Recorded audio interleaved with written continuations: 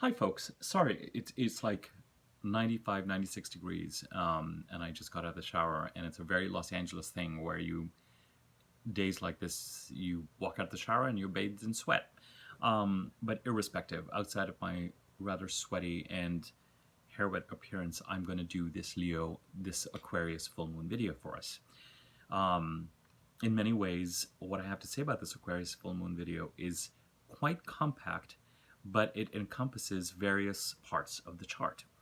So the Aquarius full moon occurs, the sun is in Leo, and the moon is in Aquarius, opposite the sun, and therefore it's full. It is fully illuminated. But it is also conjunct a retrograde Saturn by about 2 or 3 degrees. So it is a full moon that is conjunct Saturn. There's something, as we've headed to this full moon, there's something intuitively, in a lunar way, in an internal way, not in a mercurial way. We don't know it for a fact. But there's something internal that comes to a point of internal reckoning, where if there was something we suspected, and it may be that it was something that was suspected all of 2021 and for part of 2022 because we had these Saturn-Uranus squares, Saturn in Aquarius, Uranus in Taurus, and that square is relevant again at the time of this full moon. But it's almost, you know, when the intuitive, it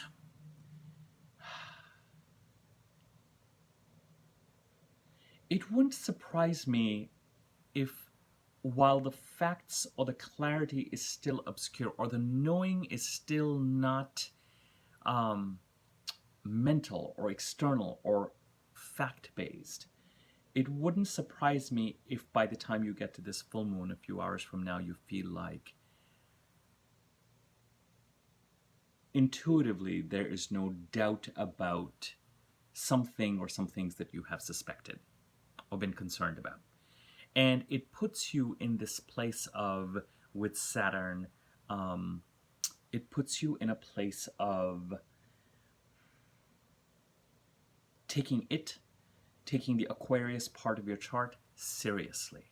Now, it could be that there's some element of definition, or something feels decisive or feels decided, or something is codified because we're talking about a retrograde Saturn. And if you have Saturn retrograde in your birth chart, then you might feel this energy even more strongly. You might feel the Saturnian need for action even more strongly while Saturn is retrograde till October the 22nd.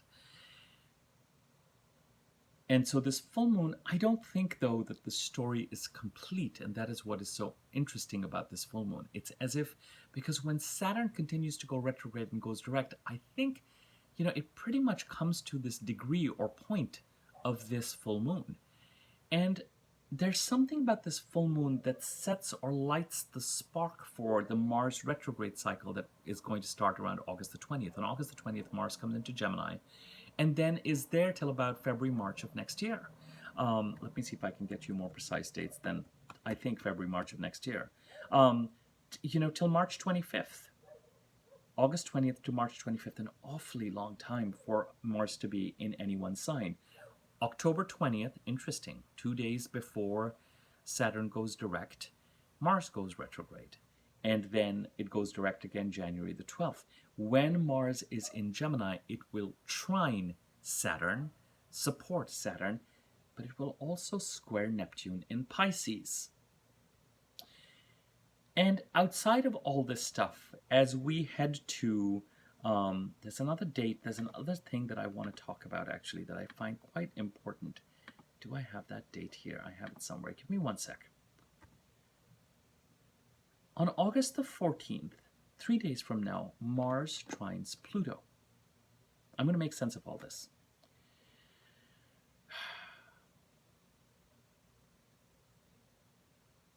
The sun is in Leo, the moon is in Aquarius. Aquarius is a sign that is ruled by Saturn and Uranus. Saturn is in Aquarius, conjunct this full moon. Uranus is in Taurus. Taurus is ruled by Venus. Venus is in Leo. So ultimately, this chart is disposited by, it's ruled by Saturn and Aquarius, which are in square with each other, and that is one of the two important aspects that are codified in this full moon chart. But the ultimate disposition and rulership falls between the Sun in Leo and Saturn in Aquarius. And in 2 or 3 days' time, we will have a full Saturn. So the Sun is opposing the Moon. In 2 or 3 days, the Sun will move to the same degree where this retrograde Saturn will be. So Saturn will be fully illuminated. And it's being illuminated from the sign of Leo, which makes sense because it's going to be opposite. So something about this Leo Aquarius, I would look to where Leo is in your chart, look to where Aquarius is in your chart. Where Aquarius is in your chart, there are challenges, there are burdens that are going to require you to step into conscious and disciplined action.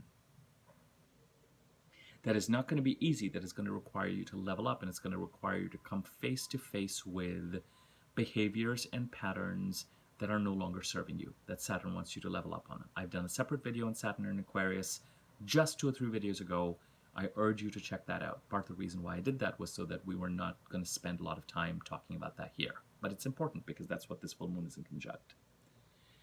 In the Pisces part of your chart, unless you're elevating spiritually, in which case congratulations, or elevating artistically, in which case congratulations, there's likely to be loss and deception. And while Neptune in Pisces is not technically playing an important role during this full moon, once the Mars cycle gets going and Mars strengthens Saturn and squares Neptune in Pisces, the shenanigans and battles will be on. Energy is going to be directed in the Gemini part of your chart very shortly, starting August the 20th, in a way that will support the Taurus part of your chart, where we had this, what I'll call a grand conjunction of Uranus, the North Node, and Mars on July the 31st and August the 1st. And some of the people associated with the Gemini part of the chart have to be contended with to support the awakening and growth in the Taurus part of your chart. Some of the people in the Gemini part of your chart have to be contended with to deal with the loss and deception, the Pisces part of your chart, in a way, and the strengthening of the Aquarius part of your chart should aid in both these activities. It is a longer drawn process insofar as Mars goes direct. It may be that is when things kind of fall to the floor with regard to what needs to be fought for or dealt with or attacked, or where there's combat or where goals need to be pursued. And then when Mars goes retrograde, October the 20th to July, and then when Mars goes direct, not July, January, October to January, and then when Mars goes direct, January to March, it could be that is when certain resolutions are reached. But almost everything hinges on 2 things. One, the internal clarity that this conjunction of Uranus and Mars in the North Node may have given you as you got to July 30th and August the 1st, asking you to become more authentic, more independent, seemingly to others more rebellious in the Taurus part of your chart, and to level up your activities there in a way that they're aligned with your true self. And it's an internal process. It's an awakening. It feels a little bit terrifying. It's not tried and tested with Uranus. It's a leveling up. It's a way of acting and conceiving and behaving in the Taurus part of your chart that you have not done up to now. And so you may have a sense of a vision, but you may be a little perplexed or even be doubting whether it is possible or not. But with that conjunction, a switch has been flipped internally, and it is very likely in the Taurus part of your chart that you, and just even in general with that conjunction, that it takes you one step further from saying no when you mean yes and yes when you mean no. Now, we follow that conjunction that was encoded into the new moon in Leo on, I think it was July the 28th or whenever that was. Hold on, people, hold on. Oh, for Lord's sake. Come on, you silly PowerPoint. Give me 1 second. July 28th. I was right. My God. And then, as we head to this full moon, we have this full moon conjunct Saturn. And the Aquarius part of the chart, Saturn, and this, it says, take whatever the full moon's visibility is bringing to you internally seriously. And bring it down to the level of conscious action. However you're going to contend with whatever it is that you're going to be contending with. The dialogue between the Aquarius and the Taurus part of the chart remains active. There's a tension between the two. People associated with the Aquarius part of the chart may not want to see you awaken or level up or become more authentic in the Taurus part of the chart. You may need to make better decisions around the Aquarius part of the chart and the people associated there and the things associated there to continue this leveling process in the Taurus part of the chart. Somewhere between Saturn and Uranus, it's like they're at the stop sign and they're waiting for each other. Maybe they got that at the same time and they're waiting for each other to kind of move forward. Saturn is going to need to move forward first. Somewhere, and we've talked about this before, we may be dealing with legacy issues, and I don't just mean things like legacies and inheritance. I mean older issues where lines need to be drawn and boundaries need to be drawn so that it can help you continue this Uranian expansion in the Taurus part of your chart. Okay? So there's that. Then, when Mars comes into Gemini, whatever is being initiated, whatever is feeling so much clearer intuitively or more decisive, following the conjunction 2 weeks ago that flipped an internal switch towards authenticity, and now we have this kind of internal clarity around whatever it is that is going on in the Aquarius part of the chart.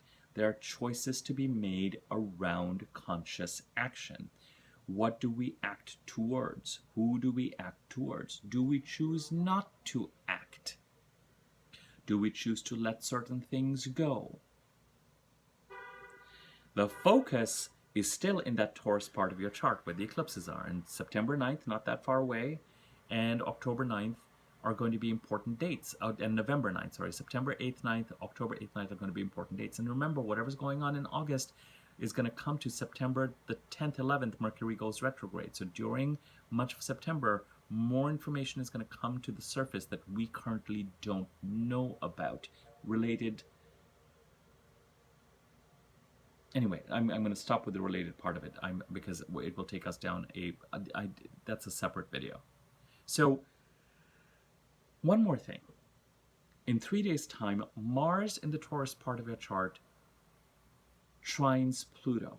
I want you to pay attention. This is a trine. I've also done a Pluto and Capricorn video that I'm going to reference in this one right before the Saturn video. There's a reason why I did these videos. Look at them. Mars trines Pluto in the Taurus part of your chart. There's more action and activity that has been occurring and continues to occur in the Taurus part of the chart that aids the transformation that is supposed to occur in the Capricorn part of your chart. Okay? And that is encoded into this full moon as well. So what does all this mean in simple layman's terms? Because for the astrology aficionados, I've given you a fair amount of information with regard to how all these sectors of the chart are playing with each other. A transit does not happen in isolation, my darlings. It is a composite thing. The planets are in communication with each other. Or whatever's happening is naturally in communication with each other. We're leveling up in the Taurus part of the chart with the Mars transit there. Since July till August the 20th, there's energy being expended into the Taurus part of your chart. Part of this energy finally aids the Capricorn part of your chart to level up. That's one set of things that is happening that continues this Taurian expansion, independence, authenticity. At the same time, and really importantly right now, as we head to this full moon, what is it in the Aquarius part of your chart that feels like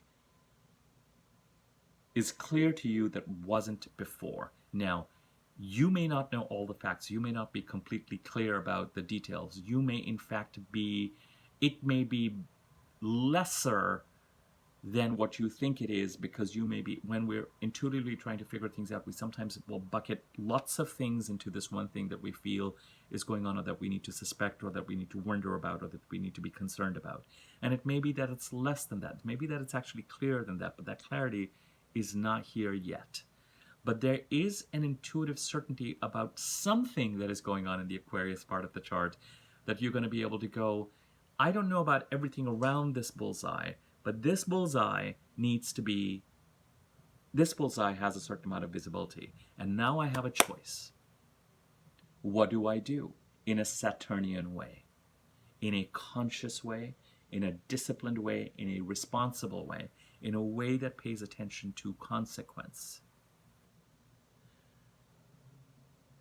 Because with Saturn, those are the lessons that you're being asked to take on and learn. So somewhere, choices have to be made about what action needs to be taken. How do you get clear about what is or is not going on? Where do boundaries need to be set? Do you need to protect yourself in some way? Do you need to take some actions? All that comes to the fore, and it continues to get played out till March of next year, when Saturn leaves Aquarius. And somewhere the Gemini people in your chart, not the Gemini people, the people associated with the house where Gemini sits in your chart, are going to play an interesting role in this. There might be a set of closing out of old issues or managing old issues, so that the Taurus part of your chart can continue to grow, so the forward-looking aspects of your life can continue to grow. There could be challenges, there could be pressures, there could be skirmishes where the people associated with the Aquarius part of your chart and the Gemini part of your chart are blocking or trying to block the Taurus part of your chart. There might be a separate group of people in the Gemini part of the chart that is supporting the Taurus part of your chart. The question is simple. What has been growing internally? It grows like this with the full moon, that you feel like, intuitively, it could not be clearer that there is something here. So the question from a Saturnian action, disciplined, responsible to yourself, responsible to your potential, but responsible, consequence-based, steady, not emotional, not reactive way is, how do you make decisions around how to handle the Aquarius part of your chart, given whatever it is that may have been growing, occurring over the past 2 weeks. Okay?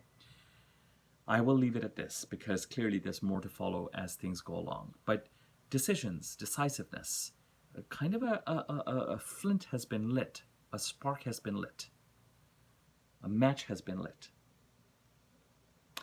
That was a goofy smile. I'm going to let you ponder this. Share, like, comment on the video on YouTube, subscribe to my YouTube channel. When you click the bell icon next to the subscribe button, click the wiggly thing on top so that you're notified when I do new videos, and I will leave it at that.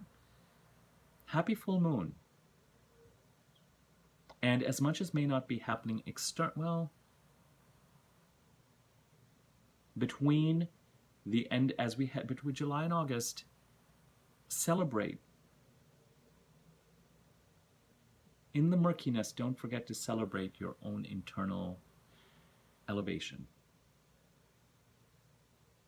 Because once that switches and changes, that's when the externals can change with regard to who we attract into our lives and how we can deal with things that are more satisfying to us and people who are more satisfying to us. Okay? I will leave it at that. Thank you.